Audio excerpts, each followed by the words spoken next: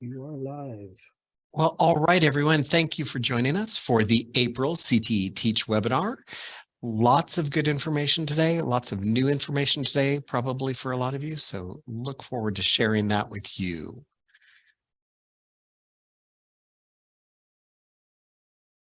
And as usual, webinar norms, if you can mute your mic when you're not speaking, you can communicate with James and myself in the chat. We'll both be monitoring in that. And if you are on camera, we appreciate that, but just be mindful of your visual and surroundings and your audio as well too. There is a bit.ly. It's on the bottom of this slide. We will provide it in the chat multiple times as we go today, and that's a copy of the presentation.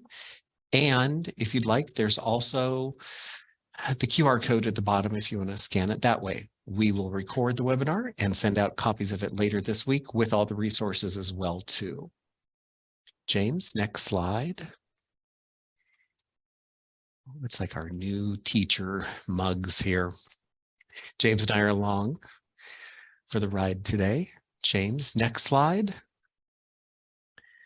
So just a little something to get you started in the chat. And you can just answer in the chat. Number one, did you have a spring break? And then part B, or number two to that, if so, what did you do? What's the best thing you did? And number three, if not, what are you planning or what would you hope to do? And some of you might be on spring break. Kristen went to Pismo Beach. Kevin's on it currently. Sorry, Kevin. You could have got the recording.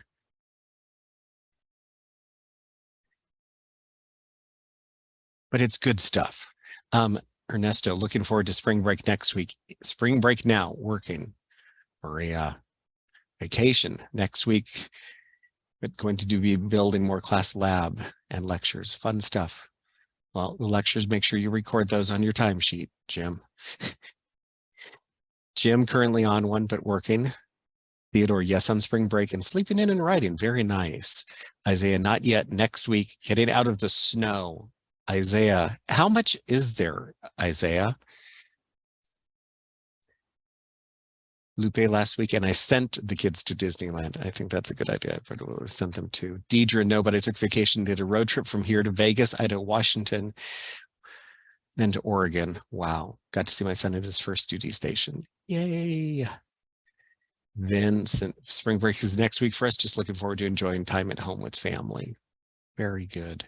Hey, James, what about you? What did I do for spring break? Well, besides watching movies and staying out of trouble, I've been working on the next part of the presentation, which is on ChatGPT and generative AI. And James? David, you're muted. I'm muted, yeah. And James, with that, I'm going to turn it over to you. What a great segue. So, how many of you are actually familiar with ChatGPT? You can, or generative AI in general. You can raise your hand. You can use your virtual hand raise, whatever works for you. Put it in the chat. Jim. Oh, so who I use it in my class now and with mentors. Awesome, Jim. So cool. Not familiar with it. Jeanette, we use it in class. Okay. So I'm not. Okay, Kevin. So I'm going to talk to you about if you've heard of ChatGPT or generative AI, there's a lot of controversy behind it. I'll bring it up briefly, but I want to talk about how you could use something like ChatGPT or generative AI in the classroom to benefit you. And we can play around with some stuff, and I'll show you an example. And one thing I want to bring up is a lot of the stuff you'll see in this presentation was created using generative AI. See if you guys can notice what. So first off, before I start, I have a special guest. His name is Davis, and he's going to introduce ways that teachers can use ChatGPT. And that's what we're going to work on today. So here we go. Hi, CTE Teach friends. For this webinar, we'll be discussing ways teachers can use ChatGPT, a generative AI that creates new content in the form of images, text, audio, and so much more. Let's let James take over and explain everything in more detail. Have a great day. James, it's all yours. Thank you, Davis. So I used generative AI called DID. There's a lot of things out there that you could use. We're going to center more on ChatGPT, and then I'll mention the other ones. David, if you can, put back the link of the presentation, the bit.ly link, and everything that I'll be talking about with the links will be in that presentation for you. Instead of overloading the chat with a bunch of links, you'll have it all in the presentation. So basically, what is ChatGPT? Well, think of it as putting data or getting that data from a source. In this case, let's say a human being, or it could be the internet. And based off that data, the AI will create something basically new. So something from scratch using previously inputted data. So what they call that is output. So basically, generative AI is a form of artificial intelligence that creates output based on things that it's been trained on. So in this case, if I wanted a brand new image, I wanted to create a lesson plan, I wanted to create an original poem or a song, or in this case, a video with Davis, in which I used multiple different uses of faces, created the text that I wanted Davis to say, picked different types of voices or whether male or female voice, or whether they had an accent or not. And I can go ahead and do that. I can create, have that text translated into other languages. The possibilities are endless when it comes to AI. So basically, specifically with ChatGPT, imagine having a chat or a conversation with a robot or an AI, and you're telling it to do something, and then like a conversation, it'll tell you what it finds. So the difference between AI and say Google or Bing is that Google and Bing is going to come up with websites where you can find information. ChatGPT will help you create information from scratch, if that makes sense, based off of things that it has learned in the past. So let's give you some examples. By the way, if you haven't noticed, this picture right here is a stormtrooper on a computer with AI, and that was something that was created using generative AI. Using generative AI, I also went ahead and created a database or a basic beginner 101 on everything that I just mentioned, but in picture form. This is something from Midjourney. And in Midjourney, information, video, text, pictures put into a database. A person asks with great detail what they're looking for, and then the content is created based off of what you described. The more detail you put in, the better the text or the images will come out. It's not perfect, but it still learns as it goes along. And there's another example of ChatGPT when it comes to, say, texts, poems, lesson plans, writing essays. In this case, you have an example of write a limerick about data taking over the world, include the word egg. That's very specific. And you have on the right an example of that limerick. Midjourney is another version of an AI, but Midjourney specifically works with images. So the more descriptive you are with your images, the better the images will look. You might get some skewed looking images, which if you're paying attention to this presentation, you'll probably realize some of the skewed looking images. See if anybody realizes what those are as we go along. So in this case, a rabbit wearing a sun hat, that's pretty specific. And then you have an example right there coming out through Midjourney. This is a lot of information.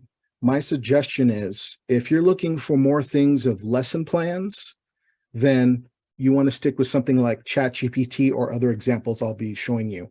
If you're looking more into more pictures, visual representation, graphic design, something like Midjourney might be up your alley. And before I start, so ChatGPT could be used for personal reasons. We'll talk about some of the controversy behind it, where some people think it's going to take over the world and take over our jobs, but we'll talk about that in a second. I don't think that's true. So ChatGPT, how can it help teachers? How can it help you? How can it save you time?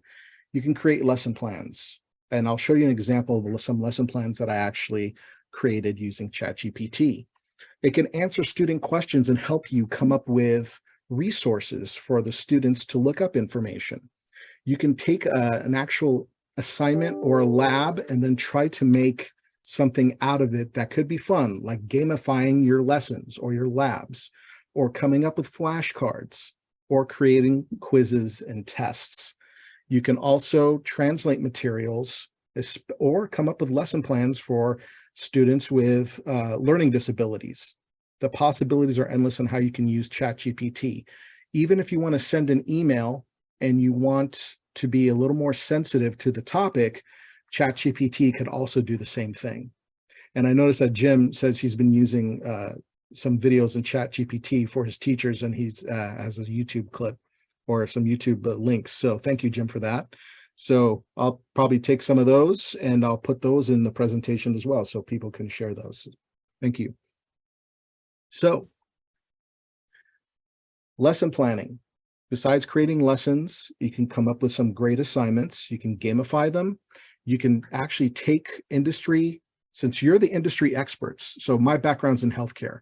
If I'm going to create, say, a quiz or a lesson plan specifically on pharmacology, I can get specific and say, create a lesson plan for grades 9 through 10 high school students on pharmacology for a semester, and it'll come up with something. The more detailed you are, the better the results are going to be.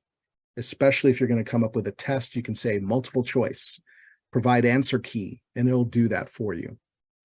You can work with your teachers or your mentees to create lessons and work together on them and personalize them.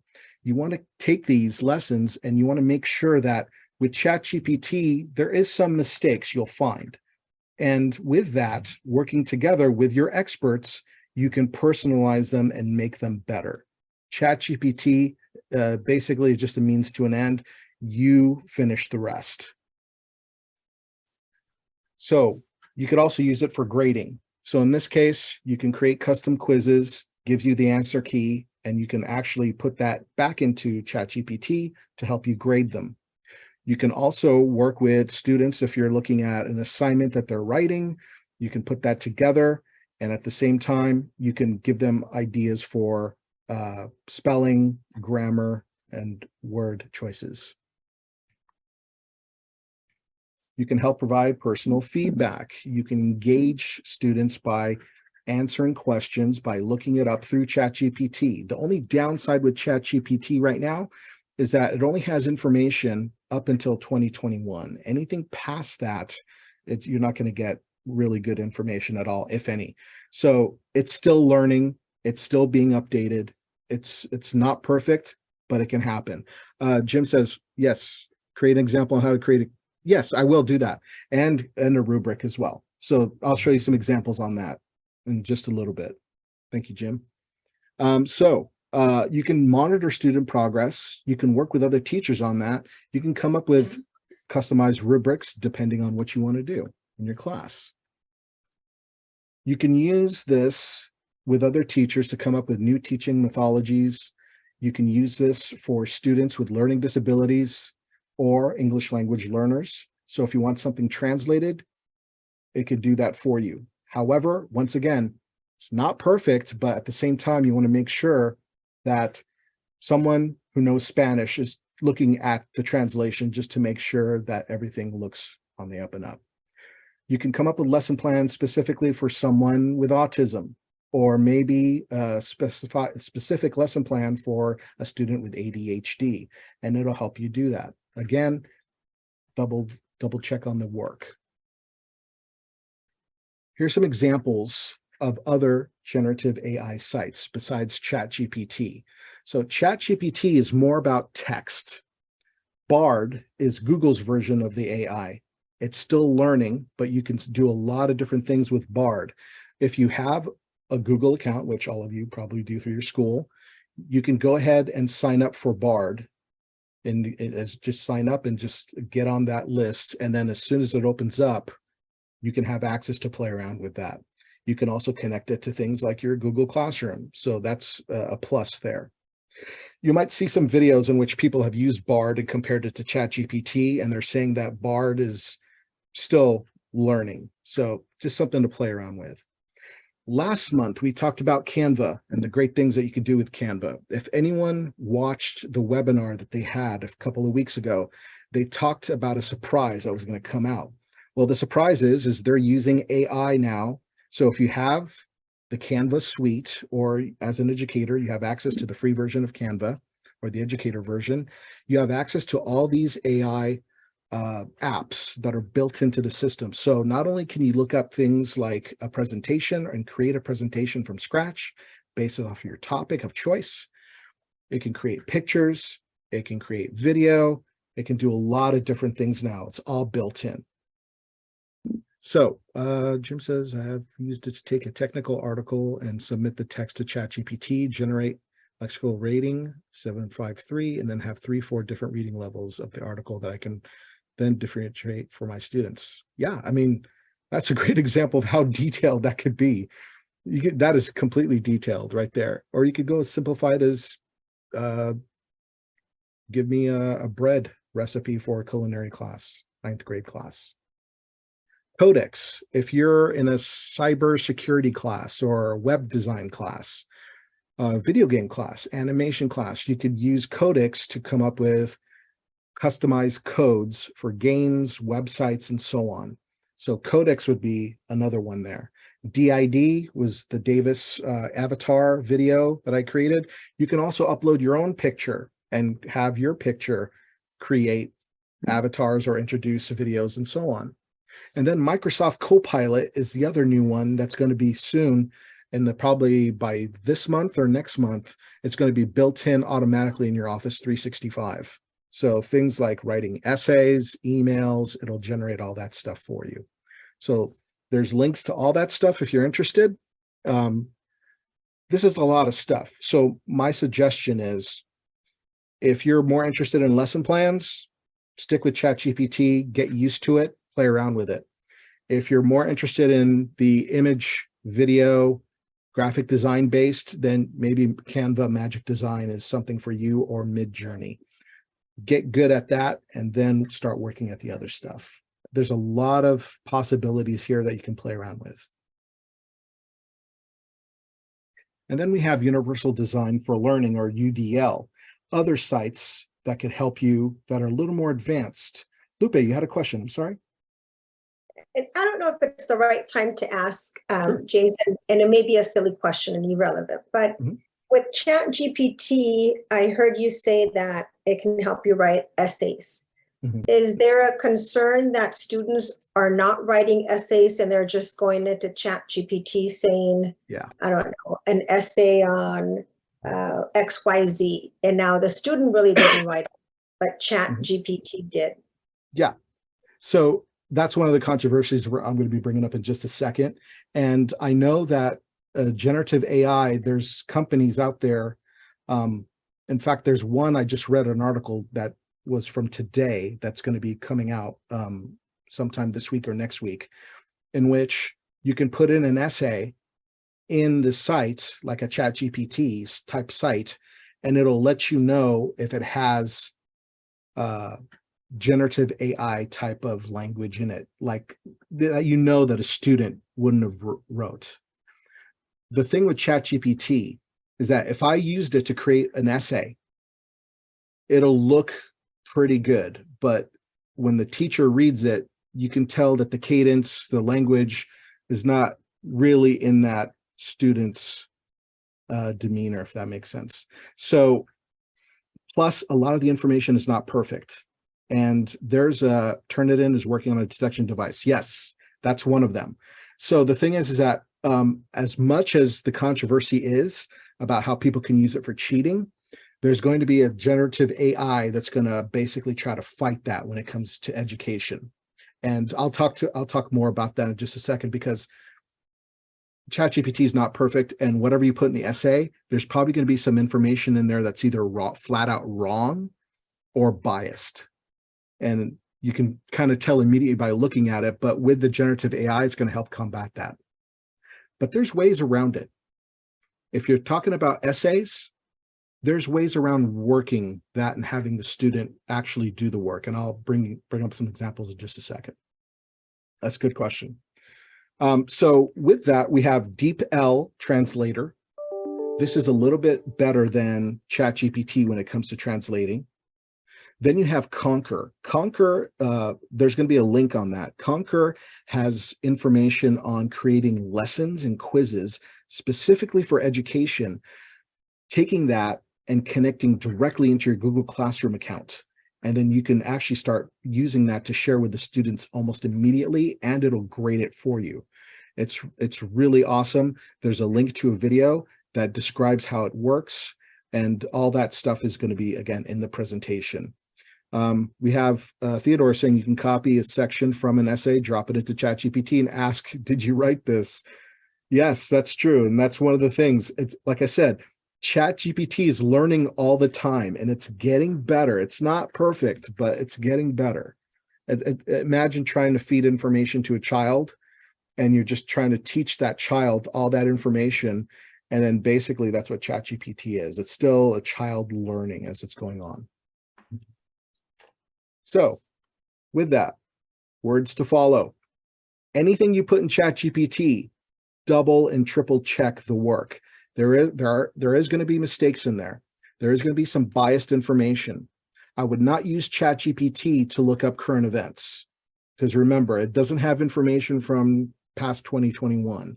So in that case, how can we use this for good and not evil purposes?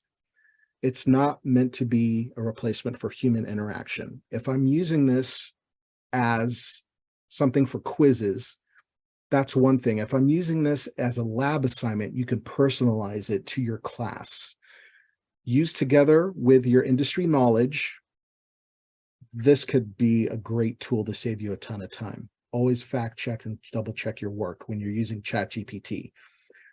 Has anyone noticed any of the pictures that have been in the presentation so far?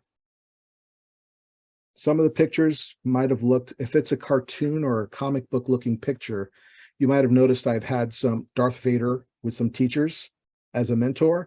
If you look close up on those pictures, you'll notice that the Darth Vader looks pretty spot on, but the people's faces that were teachers kind of look a little off.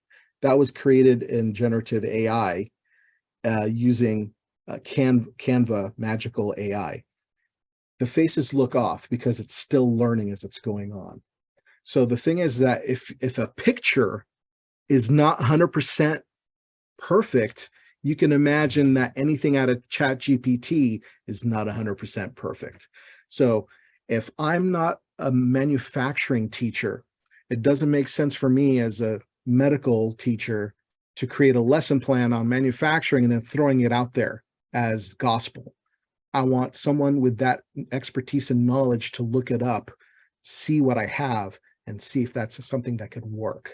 If changes need to be made, that's how the personalization comes in. That's where other teachers working together in the same industry come together, put it together, and then put that out as the new improved lesson plan, if that makes sense. So it's not perfect, but we could use this for good. So how can we keep people from cheating? Well, in this case, teachers have in the past, instead of having students write an essay, have the student use ChatGPT to come up with an outline on, say, a story, or say the Civil War, or whatever, or in this case, medical terminology. So if that's going to be the case, have them use ChatGPT.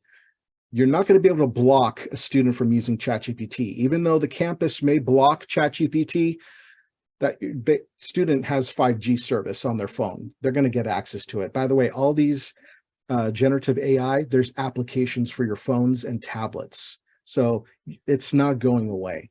How can we have them use it? teach them the ethical and responsible way of using ChatGPT as a study tool. So in this case, instead of having them write an essay, they're going to put it in ChatGPT and come up with something. Have them come up with an outline, have them use that outline for an open note essay in class, and they actually have to be responsible to fact check that information that they just copied for the outline, and then use that to create something new, like a new essay or a new lab assignment or something related to the field, if that makes sense. So in this case, back in the day, calculators were a big no-no in math class. You guys remember that? Didn't go away. Now everyone's using calculators in your class. Same thing with Google Translate, same thing with your search engines, Wikipedia. You couldn't stop a student from doing all that stuff. Photo math, that was a thing, what, 2-3 years ago? People were using photo math, taking pictures of a math assignment and then coming up with the answer that way. Use that to your advantage on how that could be used as a study guide. So with ChatGPT or other generative AI, same thing. So it's not going away. We just need to evolve and look forward. So with the technology, we need to evolve with that. And by the way, Matt Miller is a great person to follow on Twitter and Instagram. A lot of good information about AI and a lot of different resources. So pretty good guy to follow. So is this going to take over teaching? No. Can it save us a ton of time? Yeah, for sure. As long as we double check the work, because even as better as the ChatGPT is getting with the AI and the database, it doesn't have that personalization that every teacher has. So that's going to depend on you. So with that, let's do a quick example of ChatGPT for those of you that don't know. By the way, ChatGPT is free. You just need to sign in or register. A lot of these generative AI accounts just require you to just create an account, and it's free. So in this case, I threw one on here that says, and I'm having a chat right up here, and I said, create a multiple choice 10-question quiz for pharmacy technicians, because that's my background. And it shot back to me, sure, here's a 10-question multiple choice quiz for pharmacy techs. Question 1, which of the following medications is an anticoagulant? We got our multiple choice, A through D. Anyone know this one? Okay, guess what? Comes up with an answer key. It's letter A. So basically, as I'm going through this, warfarin is known as Coumadin. Anticoagulant is a blood thinner, if you guys don't know that. So obviously with warfarin or Coumadin, which is the brand name, if I'm going to use this as an example using my personalization, I can take this and have a discussion with the class about, if you're talking about blood thinners, what over-the-counter medication is a natural blood thinner that you should not combine with something like warfarin? Anyone know that one? Aspirin. So I can take this and personalize this to something that would be beneficial for my class. That's because I'm using my knowledge and expertise in that field. So I have a 10-question multiple choice quiz that I could go ahead and use this in class. I can have that assignment. Jim, yes, sir. So I love this, right? Yeah. What I do, the thing I would say to make this better for you as a teacher, Go for it. is you change it. I put it in the chat. I said, hey, generate 8 multiple choice questions for, some topic, whatever topic. And then I say, please provide the right answer and the explanation to the answer. And so now what happens is that for each one of these questions, not only does it give you a key for it, but it actually explains the right answer. And then what I do in Canvas is I actually take that answer, the explanation, and I stick it in the wrong answer, right answer little section in Canvas. So that then if the students get it wrong, they can actually see, depending on how I set the quiz, they can actually see an explanation of what it is, right? And so you can actually do some stuff a little bit better where it'll actually explain the answer too. Because a lot of times you say generate the questions, and you're like, what's the right answer? I'm glad you brought that up, because just as you were talking, I went ahead and continued my chat. based off of everything that I had here. And I said, provide explanation for each answer. Now I have to make sure this is correct. So in this case, I mentioned warfarin is a blood thinner or an anticoagulant commonly used to prevent blood clots. So that's the main use. That's correct based off of the information. So I would use that, and you could use this as a study guide for the students for an upcoming final exam, maybe, or whatever you want to do, or for a lab assignment that's coming up. Here's one that was brought up to me today with one of my coworkers who was creating some lessons for the brand new culinary class. And she wanted some type of something fun as a challenge. So what she asked me is there a simple baking assignment for 9th graders for the Culinary 1 class? So that's exactly what I said. I said, can you create a simple baking assignment or project for a 9th grade culinary class? And it gave me the quick bread baking challenge.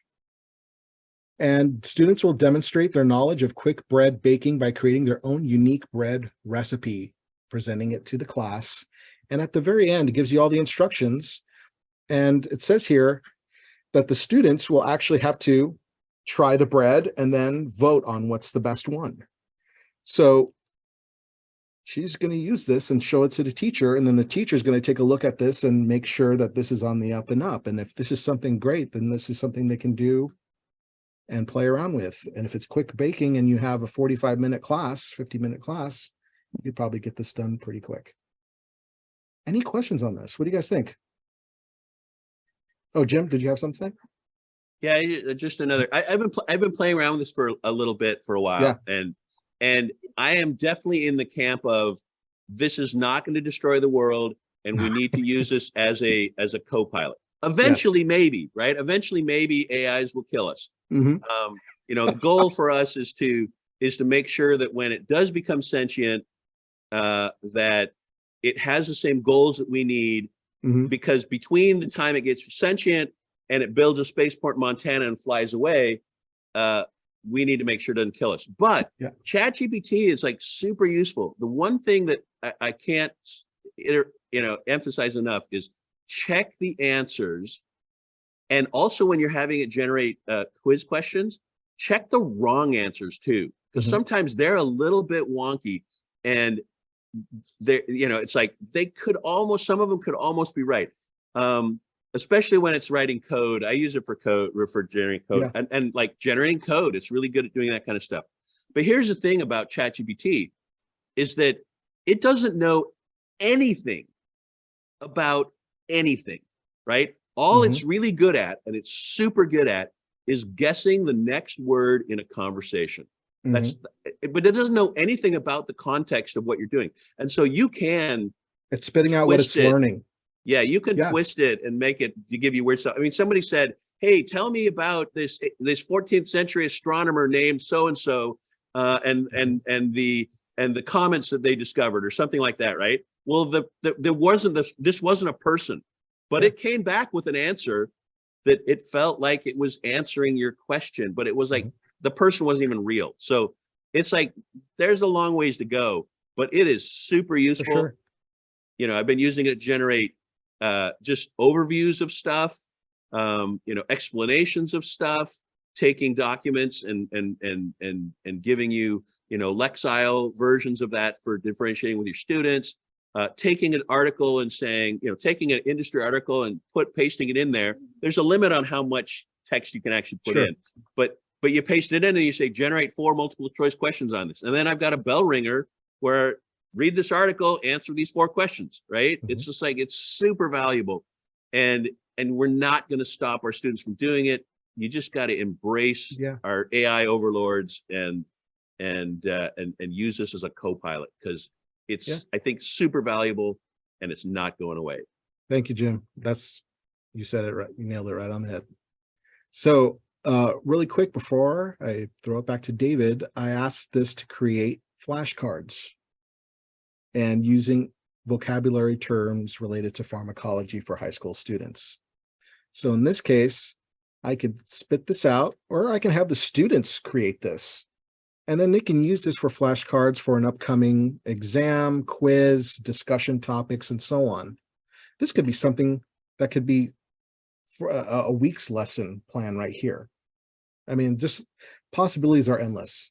And for personal purposes, I asked ChatGPT to create me an original song in the style of the Beatles with guitar chords, and it created something. Then I went ahead and tried to play it on the guitar, and my wife was like, "What is that?" I said, "ChatGPT, original song." So she was shocked by that. So the thing is, you could do a lot of things. It's only as good as the information that's being spit into that database. Any questions on any of this stuff? I hope you learned something. If you have any questions on any of this stuff, please reach out to me and I'll definitely answer whatever questions I can. David says, can you show the quiz example that has 4 answers, but none of them? Yes, I forgot about that. Thank you, David. I wanted to show you about a mistake that was actually brought up by the morning webinar. So here's one here that I asked, just a basic thing, 10 multiple choice questions for pharmacy technicians. And I stopped it in the middle because it was kind of taking too long. But the first thing that happened was it said here, which of the following is not a schedule of controlled substances? And it gives me A through D. However, the answer says E. There is no letter E. As I'm looking at this, I'm going, you just found this mistake and I wasn't really paying attention to this. So again, it's only as good as the information that's being spit in. However, the information is still good. I can take this and put my personal spin on the controlled substances that are out there in the drug world, as far as medications are concerned. So that was one mistake that was actually caught right on the morning webinar. So that was a really good one and a really great example to show you guys how it's not perfect. We're all not perfect, really, if you think about it. It just showed up, James. Do you want to talk about any of the articles? Just one thing I wanted to bring up was the Canva Create webinar. Since we talked about Canva last month, the webinar is a replay of what they had live, and it'll show you all the AI functions with samples of what they can do. If you log into your Canva account right now, you'll have access to all this immediately to play around with, just to let you know. And a lot of that stuff, including the presentation, I had Canva create for me with the logos and all that stuff. And then I created a lot of those original pictures, either using Midjourney or Canva AI. So just wanted to let you know, there's a lot of stuff you can play around with in Canva. So if you have those classes that are more toward visual learners, or you're using this for graphic design, animation, things of that nature, this is a great way of doing that with Canva. And then Conquer AI is that other version of ChatGPT that are strictly for education when it comes to creating original lessons and quizzes. And then you can directly take that and put that right in your Google Classroom, and it'll create a test immediately for the students to take online and correct it for you. So there's a video on that, and all those links will be available to you. And yeah, take advantage of all this good stuff. All right, David, back to you. Thank you, guys.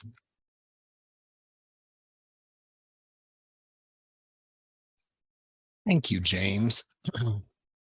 Yeah, one of our program managers was along this morning, and she's fairly new to ChatGPT, and she tried it a little last week, didn't understand a lot about it, tried it some more over this weekend, and then today was in the webinar, and she said it's starting to make more sense to her and how she could utilize it. So yeah, if you're new to it, don't think you're going to have all the answers in 45 minutes of presentation. I got a message after the morning webinar from one of the mentors that it was blocked by her district, and that may happen for sure. But she was utilizing it with students. They were kind of on study holidays today, and she said she was getting quickly hooked on it.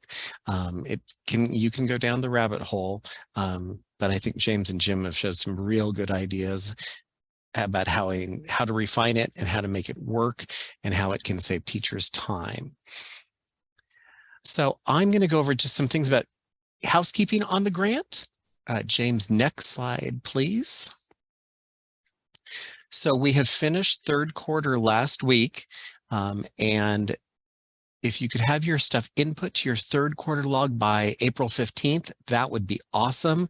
We're getting a little closer to the end of the year, as you're well aware, and we want to have a good idea of how we're doing on utilizing hours. James and I contacted all of the administrators last week just to share that our goal for the year is to use and spend all of the hours. They are state grant funded hours. We don't want to give them back to the state. We use them or we lose them. And we don't want to leave money sitting on the table. We want to show the state that we can utilize all those dollars, because if they're not used, they may not want to renew things or give us as much next year. I think it's also a good point to make that utilizing the hours supports our mentors and our mentees, excuse me. Plus, the more hours you spend, the more dollars to you, the more dollars in your pocket. If there are things, and you'll see quarter two is crossed out because that ended December 31st. But if there are things you still think of that you just get a reminder in your mind, something you forgot to add, you can still add them, but I would add them to the quarter that works with your district. Some districts pay throughout the year, and so they may need it on a future log or a current log or a future log. Some LEAs pay at the end of the year, so it could go on the log for your district, if your district is having you report hours, which many are doing as well too. So that would be a district question, mostly about where to put it, but if you need help with that or questions about that, please feel free to give James or myself a call. There are quite a few people who have got quarter three logs in. Thank you, appreciate it. Keep them coming. But between now and the end of the year, my big message will be spend hours, spend hours, spend hours. Oh, and one other thing, spend hours. James, next slide, please. Just if you're looking for some ideas about things that can be on the logs, and this may spur ideas from the past, obviously we're providing support to the mentees, whether that be personal visits, phone calls, texts, virtual meetings, anything.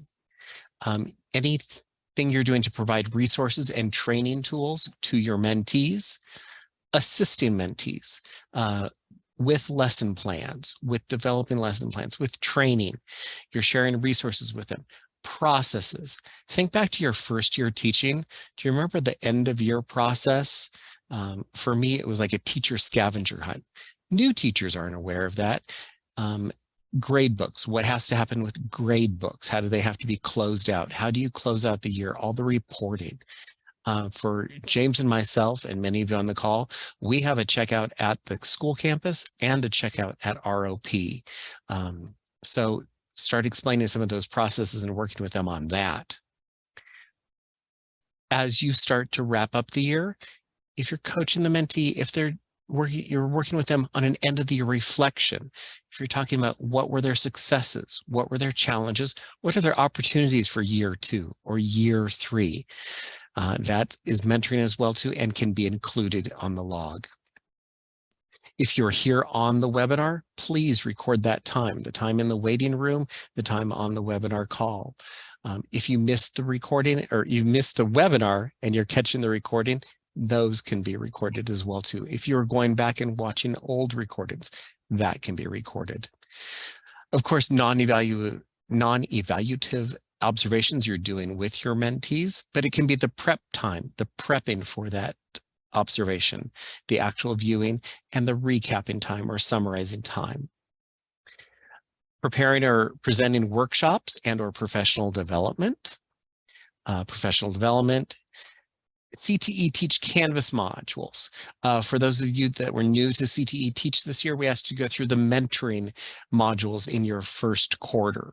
But if you are spending time exploring more of them, the early orientation module, sharing that with your mentees, the professional development modules, that can be included on your logs. Attending CTE related conferences. And then one thing we shared with all the administrators last week is if there are things you were doing to develop summer workshops or summer professional development. If you are developing or prepping anything for 23-24 for next year onboarding resources, if you're doing summer training for teachers, if prepping for that or getting things ready for them, that can be included. And even into fall 23-24 next year, if you're researching ChatGPT or AI and things to share with mentees, that can be included as well too. So I hope that kind of spurred some ideas for you. Next slide, James. So a slide here for the administrators. As part of the grant, there's a program impact report for the LEA mentors. There's a program impact report at the end of the year. And in April, we send out a Google form for you to fill out to start building your LEA's program impact report, or build that program impact report. And I wanted to give some examples of short answer questions that will be on there. These could come back in paragraphs or bullet points. For example, how is your LEA currently using CTE Teach funding and resources to support new teachers? How has your participation in CTE Teach impacted teacher professional development and effectiveness? How has your participation in CTE Teach impacted student learning in your LEA? So that's just some of the examples. There's a few more questions, but wanted to get you thinking about that. Mentors, you may have additional input and suggestions that you can help the administrator with, or they may ask you some questions as well too. But that form will be sent next week. We will send it as early as possible. It will need to be completed by Sunday, April 30th. And so be on the lookout for that. We will email that to the administrators next week. James, next slide, please. I cannot believe we're in April and we've done the April webinar and we have 2 left. We'll have a May webinar and then May recap. May 23rd is the program advisory. We'll recap some of the statistics of what has happened this year and give you some information for closing up the year. James talked about some of the awkwardness of some of the pictures. Here's one example. If you take a look at this person at the desk, and underneath the desk, seems to be a little issue. Hi, Lupe. It looks like he has 3 legs. So it's not perfect yet. Next slide, James. As a reminder, we do have industry sector mentors available. You're doing a great job with your mentees, but if there's not a match and you have mentees who are looking for mentoring in a specific industry, we have these that are listed in the bullet points. In the white, you'll be able to click on that. That's the mentoring interest list, and a mentee could fill that out, and we will match them up with a mentor in these industry sectors. With that, James, I'm going to kick it back to you. All right, David, thank you.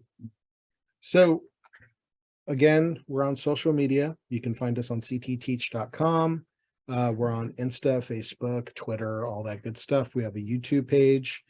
Like David said, if you're using any of our resources, you're watching older podcasts that we have, older interviews, other resources that may have been shared on the social media, log those hours in. You know, all the links that we put in the presentation, if you're using any of that stuff, log it in.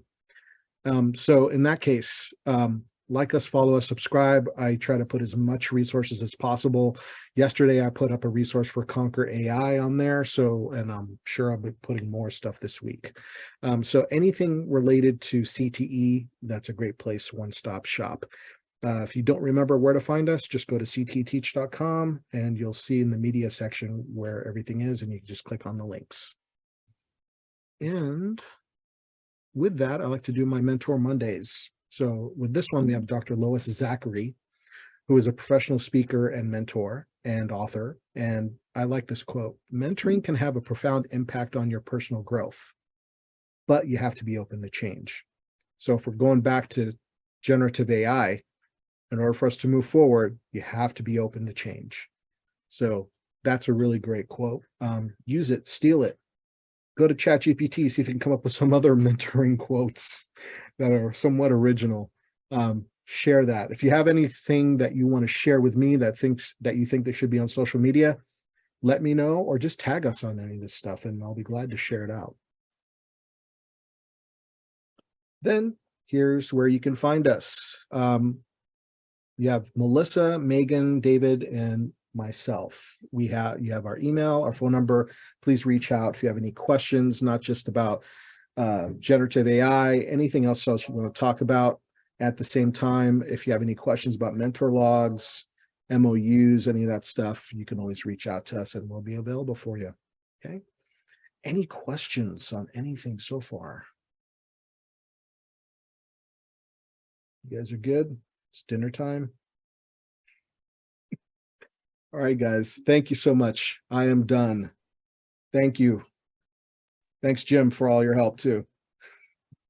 Have a great one, and I'll see you guys soon.